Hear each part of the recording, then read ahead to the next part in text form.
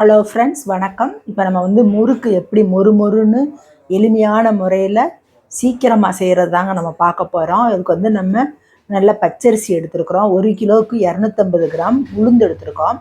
உளுந்து உங்களுக்கு உளுந்தை மட்டும் நம்ம ரொம்ப பொன்னிறமாக வறுக்காமல் மணம் லைட்டாக வர்ற அளவுக்கு மாதிரி வறுத்துட்டு மிஷினில் கொண்டு நம்ம அரைச்சிட்டு வந்துடுறோம்.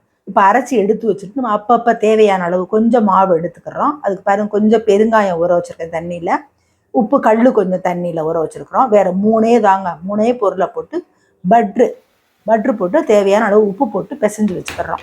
நீங்கள் வேணும்னா காய்ச்சின பட்ரு இல்லாட்டி காய்ச்சின எண்ணெயை கொஞ்சம் ஊற்றி பிசைஞ்சுக்கலாங்க.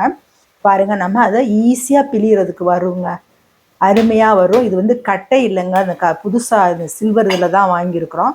இப்போ இதில் நம்ம 2-3 அச்சில் போட்டு நம்ம முறுக்கை புழிஞ்சு எடுத்து வச்சுக்கிறோம். இது பாருங்கள், நல்லா ஒயிட்டாக வருங்க. இந்த முறுக்கு சாப்பிடவும் செம்ம டேஸ்ட்டாக இருக்கும். சிம்பிளாகவும் நம்ம செஞ்சிடலாம். ஓமம் எள்ளு அதெல்லாம் போடணுன்றது தேவையில்லைங்க. இதுக்கு மைதா மாவு முறுக்கு மாதிரி இருக்குங்க சொல்லப்போனாக்கா.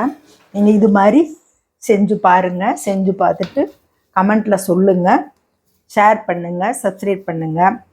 அப்புறம் பார்த்தீங்கன்னா, நம்ம பச்சரிசி நீங்கள் ரேஷன் பச்சரிசி கூட வாங்கிக்கலாம். அதை நல்லா 4 தடவை கழுவிட்டு நம்ம வெயிலில் காய வச்சுட்டு அப்புறம் இந்த உளுந்தை வறுத்து போட்டு நம்ம அரைச்சிக்கலாங்க.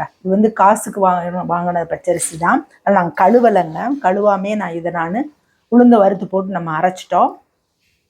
இது மாதிரி நீங்கள் செய்யுங்க, சூப்பராக இருக்கும்.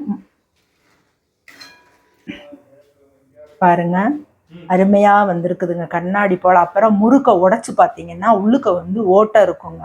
அதுதான் நம்மளுக்கு சரியான பக்குவம். தேங்க்யூ. வாழ்க வளமுடன். மற்றொரு பயனுள்ள வீடியோவில் சந்திப்போம்.